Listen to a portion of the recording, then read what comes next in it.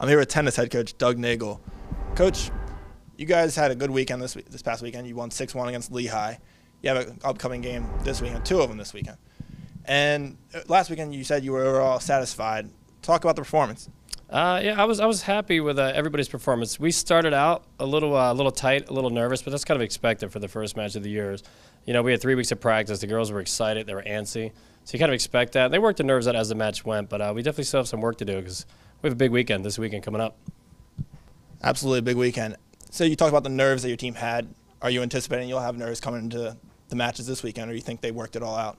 I think they worked it out, but it's kind of cliche, but I always say you're never ready for a match unless you're nervous, no matter who you're playing. But, you know, once the first point starts, that should all go out the window. And then you get out there, you just fight as hard as you can, and nerves shouldn't really come into play by then. Okay, so this past weekend, Iona Dow had a really good match. She didn't lose a single game. Talk about her performance. Yeah, she's a freshman. You know what? We're lucky to have her. She's a Maryland girl. She just took care of business. You know, she kept her foot down on the pedal, and she didn't let that girl get back into the match at all. And I was just really proud of her, singles and doubles, because she was pretty dominant in a doubles match with Ariel Burke as well. So she had a great showing. And then your doubles, you guys, again, you didn't lose a single one of your matches. That must have been impressive, and you must have really been proud of that. What do you have to say? Yeah, the doubles point is crucial because we'll have a lot of 4-3 matches, and getting that doubles point, it really means a lot. We've been focusing a lot on doubles, but we still have some work to do on doubles.